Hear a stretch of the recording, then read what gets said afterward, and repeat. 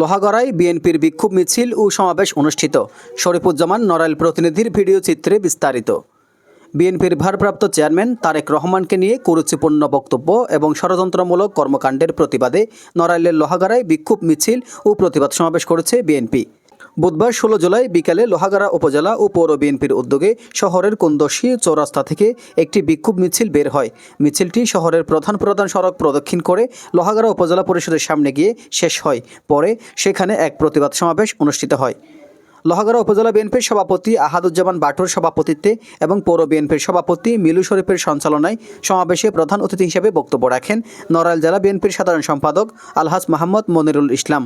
এছাড়াও বক্তব্য রাখেন জেলা বিএনপির সাংগঠনিক সম্পাদক টিপু সুলতান, নড়াইল পৌর বিএনপির সাধারণ সম্পাদক মোহাম্মদ ফশিয়ার রহমান, লোহাগড়া পৌর বিএনপির সাধারণ সম্পাদক মশিউর রহমান চান্টু সহ সাধারণ সম্পাদক মোহাম্মদ মোসা মোল্লা, সাংগঠনিক সম্পাদক এস সাইফুল্লাহ মামুন সহ বিএনপি ও সহযোগী সংগঠনের নেতাকর্মীরা।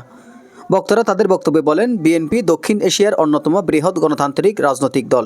দলটির ভারপ্রাপ্ত চেয়ারম্যান দেশনায়ক তারেক রহমান সম্পর্কে কুরুচিপূর্ণ বক্তব্য ও ষড়যন্ত্রের জবাব রাজপথে দেয়া হবে। তারা আরও বলেন, ষড়যন্ত্র করে বিএনপিকে থামানো যাবে না। সকল নেতাকর্মীদের দলীয় ঐক্য বজায় রেখে সামনে এগিয়ে যেতে হবে এবং তাদের দলের অভ্যন্তরে অনুপ্রবেশকারীদের বিষয়ে সতর্ক থাকতে হবে।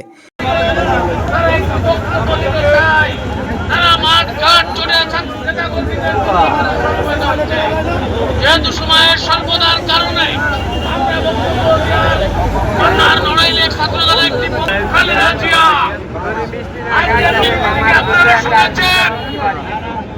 একজন নেতার বাবা রাষ্ট্রপতি মাতা প্রধানমন্ত্রী আছে কেউ স্পষ্ট ভাষায় বলতে চাই, যারা কথা বলেছেন সর্বপ্রথম বলেছেন বিক্ষোভ ও সমাবেশে বিএনপি ও অঙ্গ সহযোগী সংগঠনের শতাধিক নেতাকর্মী উপস্থিত ছিলেন। স্থানীয়ভাবে এটি ছিল বিএনপির সাম্প্রতিক সময়ের অন্যতম বড় কর্মসূচি। এজান নিজামুদ্দিন, ডেস্ক রিপোর্ট।